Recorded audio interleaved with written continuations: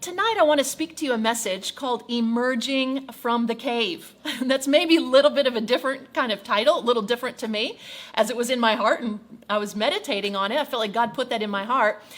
Emerging from the cave. And I'll tell you where it came from. You know, we've all been in quarantine around the world, and different countries have come out at different times. And here in the Philippines, we're still in a pretty strict quarantine. And but things are loosening, a little bit, and there's some more privileges we can do. And actually, I had my hair done for the first time by the hairstylist. Well, that was wonderful. You know, after 3 months of not being able to have my hair done, ladies, I think that you can relate out there. After that time period, I went and I had my hair done, and it was wonderful. And I just made this post, and it said, "I emerged from the cave and got my hair done." And as I wrote that post, it's just a fun thing, but it stuck with me. It stuck in my heart. And I felt like God used that to give me this message. Because as I began to think about it, there are so many caves that we live in. In these last few months, we've been in a cave of isolation, right? We've been in a cave of quarantine. We've had to retreat. We've had to go inward. We've had to be secluded from other people in our normal functioning. But again, I began to think about and meditate and pray about what it actually means to be in a cave. And so that next thing then led me to looking in the Word of God, and particularly the Old Testament actually refers to caves a whole lot. There are many stories of cave situations and where people went into caves, and whether it was for refuge or it was for protection or just, there's many, many different purposes of caves that I found in the Bible. And like I said, specifically in the Old Testament. So again, that then led me to thinking about the spiritual implication and the emotional implication of caves in our life. And I believe that they hold a purpose. And there's important times and seasons where we actually need to retreat. We need to take refuge. We need to isolate within a cave emotionally, spiritually, and sometimes even physically.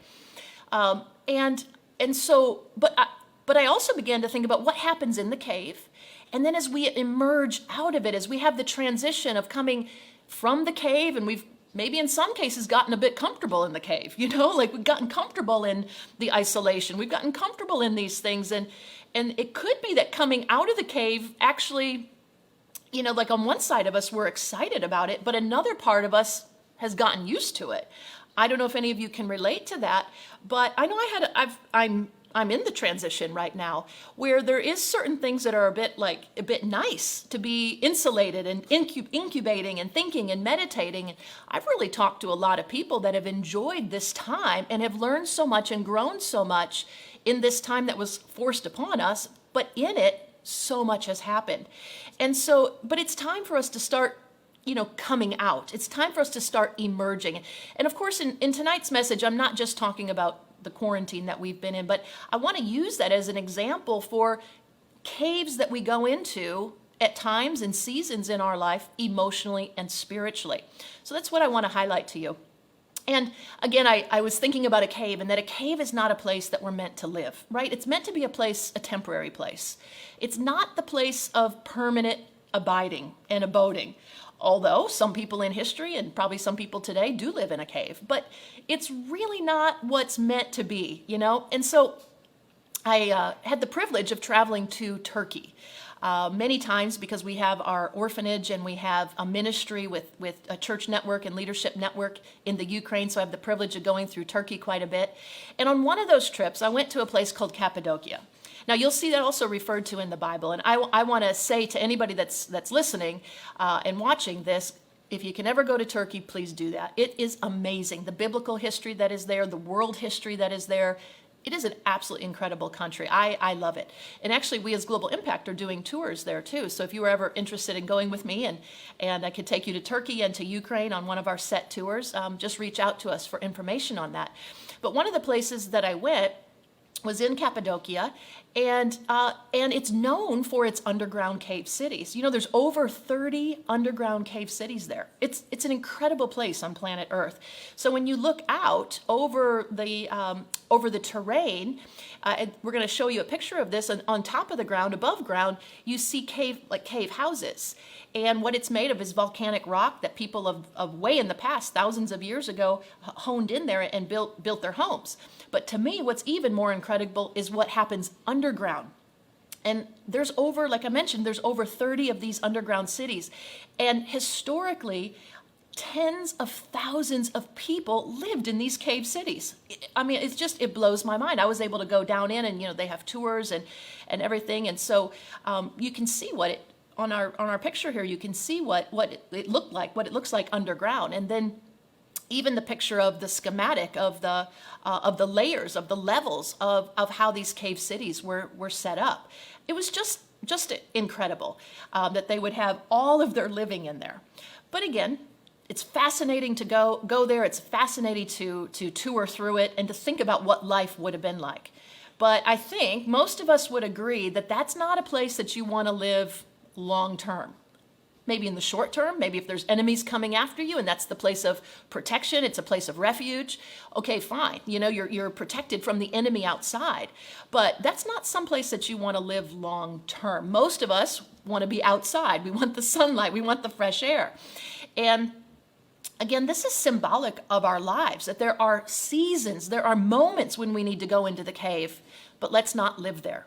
And that's my first admonition to you, my first encouragement to you tonight. As you are in different emotional and spiritual caves, places of retreat, don't live there too long. Don't stay too long in that place, even if it's become comfortable, even if it's become known. We as humans love what is familiar. We get used to what is familiar, and sometimes we don't want to change and we don't want to progress out of what is familiar. Why? We have to learn something new. It scares us. There can be all kinds of reasons. But just remember it, if this is, a word for you, it'll resonate in your heart. Don't stay in certain caves too long. It's not healthy. And on the other side, when you've been in a cave, maybe you're just like busting to get out, as many of us are these days with the type of quarantine that we're in. We're just ready to, have life be back to a normal or new normal, as everybody is saying. But I also want to encourage you, don't leave too quick without learning the lessons and taking with you the lessons that you learned within the cave. Okay? And I'm going to give you some things throughout this message, some questions at the end that you can ask yourself. You can debrief yourself and even work with your family on this and have a family conversation or an organizational conversation on some of these things that can help you process and transition as you emerge from the cave. So I want to talk about 6 different types of caves, okay? 6 different types. And the first one is this. It's the cave of ignorance. The cave of ignorance. What do I mean by that? What does the word ignorance mean? Sometimes we hear the word ignorance and we think like not smart or, stupid. But that's not actually what ignorance means. Ignorance means that you don't know. You could be smart, you can be intelligent, but you have areas of ignorance in your life. You just don't know. And when the light starts to shine and something happens or something triggers us, we can begin to look inside and say, wow, I've been ignorant in this area of my life. I just haven't known. And we all have these areas that there's things that we don't know that we don't know. On the other side, we have places that we know that we don't know, right? We're aware of what we don't know. But what's a lot more sneaky and subtle within our lives and operation and thoughts and mindset and viewpoints of ourself, of God, and of the world is those areas that we don't even see. Actually, I have a term that I like to use for this, and it's glass ceilings. Emotional glass ceilings. What is a glass ceiling? It's a limiter in our life. It's something that we bump up against, and it's been there for so long. We've been in that containment for so long. We've been in that thought process for so long. We don't even know it's there. It's just our normal. It's just how we are. And we don't even register it. We would say it's way down in the subconscious. It's in the habitual patterns of thinking. And it's actually wonderful, not always, sometimes very painful, but wonderful when those things start to get pointed out in our life and we can transform. Like I said, it's not always pleasant though when these areas come up. But I want to encourage you that if you find yourself in a cave of ignorance, in other words, something comes up and you have no grid for it. You don't understand, and you don't even understand yourself. Don't just retreat back into that cave of ignorance and the way that it's always been. What is the purpose of a cave of ignorance? What is a purpose? I believe there's a purpose in anything and everything, right? Because if we find it, we look for it, we can always come through that and we can find the purpose in that area. So what is the cave of ignorance for? It's for enlightenment in our life. Enlightenment. Why? To have the light go on. A cave is a place that's dark. A cave is a place that, there's not much light. There's not much revelation. We find this area of ignorance. We find something that we never knew, we didn't know. Well, let's be enlightened. One of the things that's happening in the United States right now, and there's so many different viewpoints on it, but one thing that's happened with the racial issues is that for a lot of people who understood that it was an issue, but really never looked into it, never really studied, never really put themselves in a position of understanding, I believe that's one of the great things that is happening with all of this. Now, there's a lot of negative, and I'm not here to talk about that. I'm really only here to talk about the fact that when these big issues come up, it is an opportunity for us to find any place of ignorance in our life, something that we didn't know, we didn't relate to, and we can learn. Last week we had Sharika, and she spoke on race, prejudice, and God, and it was awesome. And as she spoke, there was a few things she said that I thought, oh my goodness, something she said, I was like, I think that. So afterwards, she was saying that it wasn't a good way to think, but I could relate, and I thought, I think like that in the place that she was saying it wouldn't be a good way to think. So afterwards, we sat down and we talked, and I asked her questions so that I could understand her viewpoint, understand where she was coming from. It was enlightening. Why? Because I found a place of ignorance in my life. I wasn't malicious. I wasn't against anything. I just didn't know, didn't understand, and I only understood my perspective, not the other person's perspective, or in this case, the race or that perspective of prejudice, and what could be interpreted as prejudice. So I learned something. I love it, and there was nothing negative in my heart. I just didn't know, but now I was able to go to another level in knowing and understanding. And I found that too in my walk, and even in relating and having friends of people of other religions. There's certain times many times actually, all we see is what's on the news. And we see that, fighting, and we see, horrible stuff, and we get images of groups of people from the news, and we've got one blanket statement. That's really what prejudice is. We blanket everybody with a certain judgment. And over the years, I'm so thankful, because with all my travel and going to different countries and meeting so many different people, I love to listen. I love to ask questions. I love to see what their viewpoint is. We don't always necessarily agree on viewpoint, but it's awesome to have a conversation. It's awesome to learn. And so this is one of the tools and one of the keys of when you find a place of ignorance in your life. Don't just put your barriers down and say, well, this is the way it is, and this is the way my family is, and this is the way I've known it, because you could feel a little insecure because something's getting touched in your life. I suggest and say, ask some questions, learn the other viewpoint.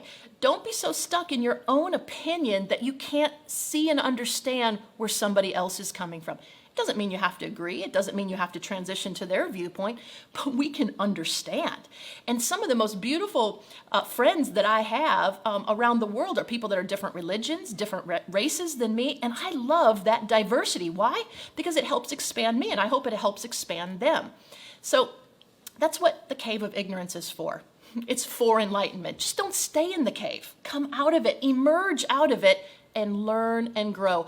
Always remain a student, and always remain teachable. No matter where you are in life, no matter how professional you are, no matter what level of leadership you are at, always keep a teachable heart. Always keep a teachable spirit. It's a beautiful, humble thing to be able to see and understand and grow. So that's the first cave. The second is the cave of isolation. The cave of isolation.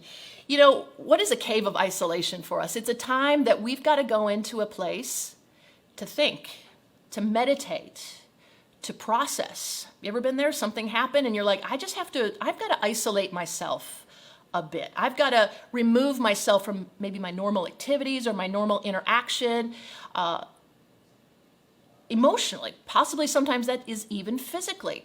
But emotionally or spiritually, it's like we have to pull back. And why? Because we need to go inward. We need to think, we need to dream, we need to imagine, we need to meditate, we need to process. So a cave of isolation in the right time, in the right season, in the right moments. It could be just a day. It could be a few hours. And you have to retreat and take time to meditate, to go inward. In fact, it's a key to success, is actually retreating within, isolating within, and turning off some things outside that draw on our attention, and going inward and processing, knowing what's going on inside of us, knowing what we're thinking and what we're feeling, taking those things, processing them through to peace. Maybe it's just sitting and imagining, letting the mind go and letting the heart go, imagining the future, imagining what can be. I love that. I think that's very important. You'll hear me talk about that in my different teachings about the power of imagination and this incredible tool that God has given us. And I believe, to be honest, most of us do not use it to its maximum capacity. And so what are we seeing every day? I recently, I have a goal in my physical fitness, and I found a picture online of something that's a goal for me, and I put it on my screensaver. And I'm actually going to do this for a few other things, and it's been awesome because every time I open my phone, I see that picture. And today, even just today, when I was working out and it was tough and I was sweating and my trainer was like pushing me to go harder and my heart is pounding, you know what I kept thinking about? That picture I found. So I was imagining, and the imagination of what I want and where I'm going and what I'm creating was helping me to then take the actions of what I need to do. But it takes some isolation. It takes some saying no to other things so that you can meditate and you can think. So what is the cave of isolation for? It is for contemplation, for contemplating, for thinking, for imagining, for dreaming, for processing. So go into the cave of isolation. Don't stay there. Don't just stay inward all the time. We've got to live outward, but there are times, moments, seasons, minutes, hours, days, sometimes weeks, and even longer that we've got to retreat and go inward. Now again, don't stay there. Don't always be looking inside. We've got to move forward. The majority of our life should be outward motion, not inward. But we can always work inward and continue to work into more abundance, transforming our thought and thinking and processing and dreaming so that we can create from abundance that's within. Okay, the next cave is the cave of death. This is not fun because when we talk about death, that is usually not a wonderful time in our life, whether it's something that has died inside of us, maybe it's a dream that we've had, and it's died. Something happened and it just dissolved, or it went completely dormant, or it looks hopeless, or the exact opposite happened. Possibly it's the death of a person, somebody close to us, somebody that's loved. There's all different forms of death, and all of us have most likely experienced it at some level. And there's a cave of death. And the thing is that's hopeful is that what is the cave of death for? The cave of death is for life. For life. Anytime that you're experiencing death, anytime that there's death inside, death of a dream, death of a relationship, death of hope, death of a person, the good news is that after death comes new life, comes resurrection. A story that I love in the Bible is when Lazarus died. And Jesus got there a few days after he died, and everybody was weeping, everybody was crying. And, one of the things that Jesus did is he felt the emotion with them. He didn't just walk in there and fix the situation. You know what he did for a while first, if you read the scriptures, is he wept and he cried and he was relating to the people and he felt what was going on. I think that's so important for us because very often when we have a feeling or we have an emotion, we just try to push it away or rebuke the enemy. I had that negative feeling or that negative thought. That's got to go from me. And that's something that's not assisting us, not helping us. When we're just trying to push emotion away and resist it and cast it out and those sorts of things, it's much, much better, much more healthy for us to feel what we're feeling. I'm going to be doing a series of teachings and trainings on that so we can process our emotions and feel, because when we feel what we're feeling and we don't buffer, we don't avoid, We don't do something else. We don't distract. We don't block it. But instead, we actually acknowledge it. We actually feel it. That's the way forward to healing and to freedom and to new life. And Jesus did that. So there was death. Lazarus was in the grave, a type of cave. And first, that was the first thing that Jesus did, is he felt and he related. And then the second thing is, in this case, he brought Lazarus back to life. There was resurrection power there. And no matter what is happening in your life, I invite you and encourage you to invite Jesus into those areas, because he is power, he's grace, and he's love. No matter what has died in your life, invite him into your heart, your emotions, and into that situation. I don't know how he'll bring life, because he does it differently for each situation. So I can't say what's going to happen. Maybe the dream that died, that dream doesn't come to be. Maybe it is dead. But when you invite Jesus in, he brings life from it somehow. Maybe it is the actual dream.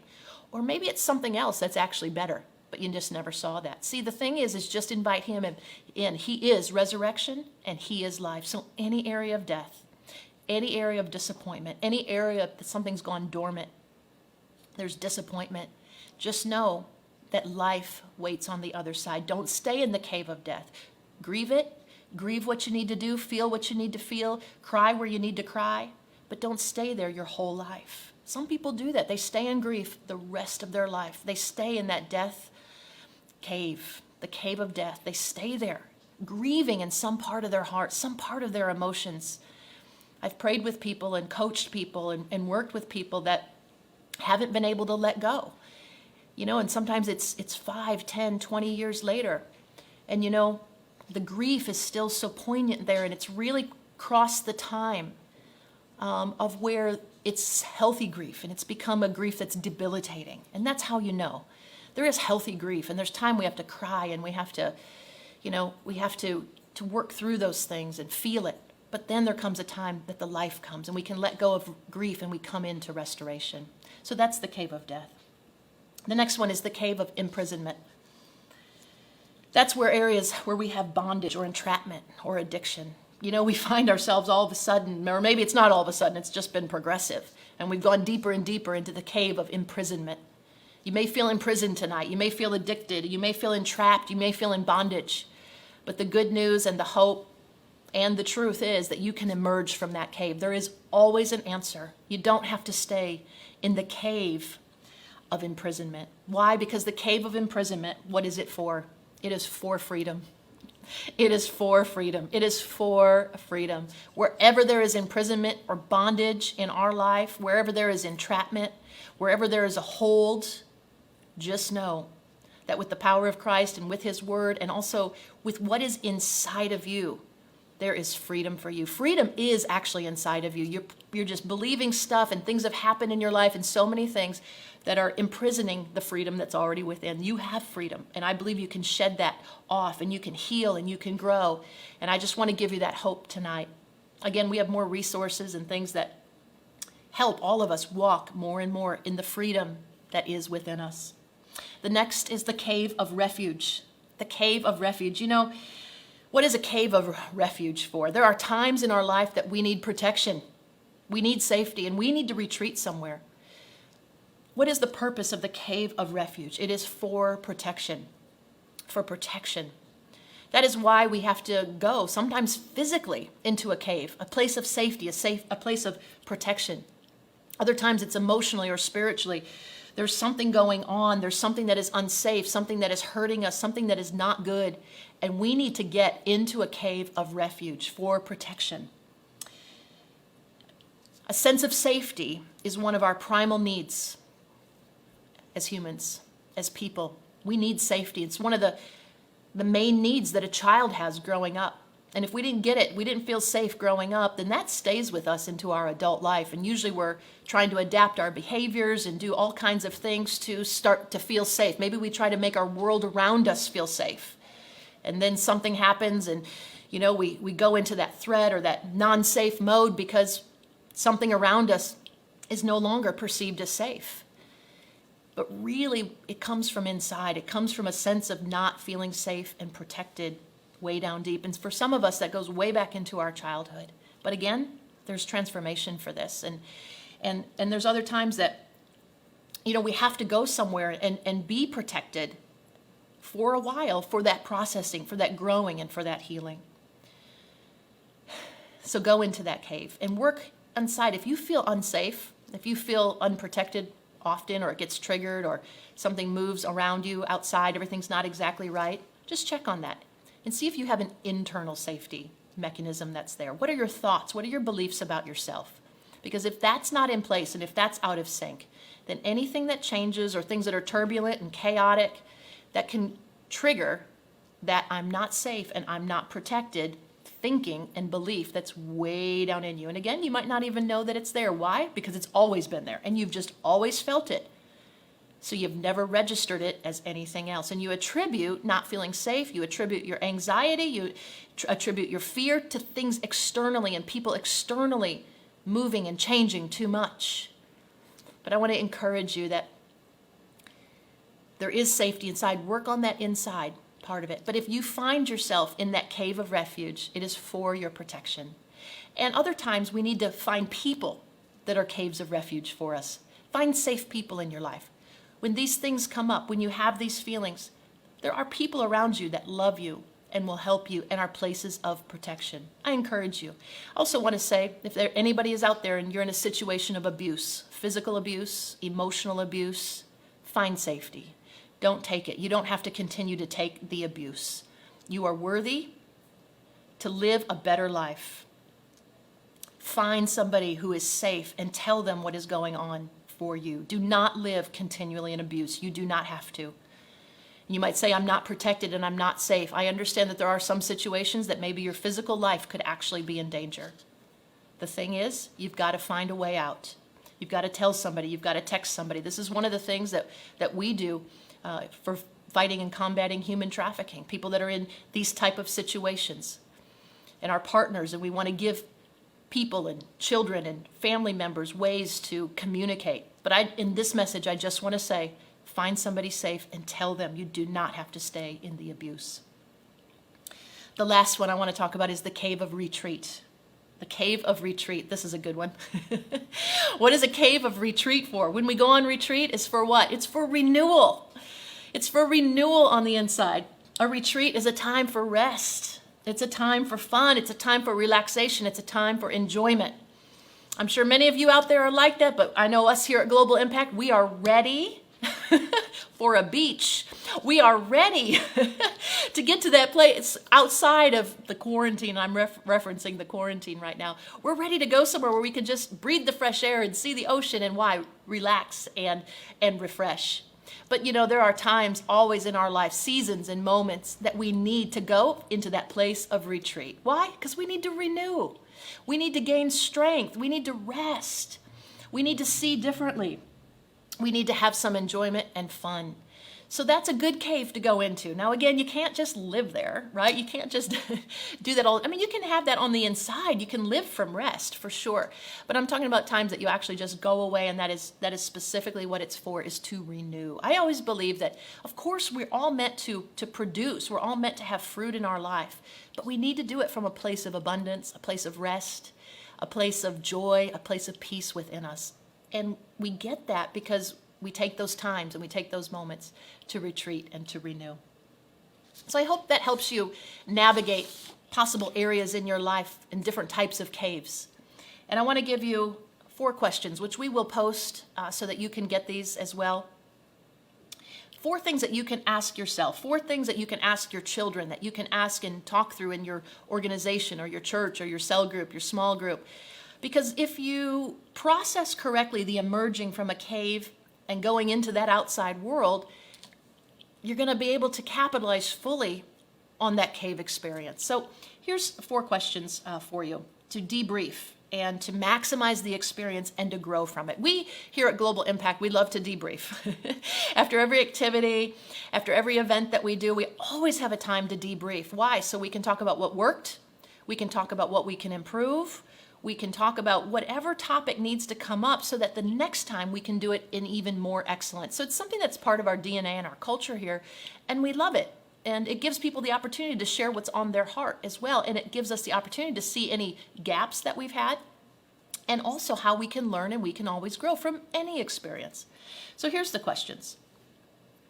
If you've been in the cave, this is the first one. Ask yourself this: what do I just need to leave in the cave? You know, there's some things, some emotions and attitudes and thoughts and actions that were only for the cave, and you're not meant to take it out, right? You're supposed to leave it in the cave. So ask yourself, what is it that happened in the cave that I'm just meant to leave in the cave? It's just for that season. It's just for that time I've been in the cave. The second question is this: what do I need to bring with me? What do I need to bring with me? What did I get? What did I grow in? What did I understand that happened in the cave, that it's not just meant to stay in that cave, but I'm meant to take this with me? What are those things? What are the lessons that you learned? What are the changes that happened in your life? What are the things that you're now going to apply? What are the things you're not going to do anymore, and the other things that you are going to do? It can be so many things, but you can ask yourself that question. What is it I need to take with me from the cave as I emerge out? The next one is this: what is it that wasn't in the cave, that wasn't in this experience, but is waiting for me on the outside, and I am now ready for? So it's something that wasn't there, something you haven't had, but it's waiting for you out there, and you need to go and grab it and take hold of it, and not just let it sit there, not just let it be dormant, not just let it be something that you look at, but it's time to go and grab hold of it. It's time to do it. It's time to launch. It's time to progress. It's time to grow it. It's time to expand it, whatever it might be.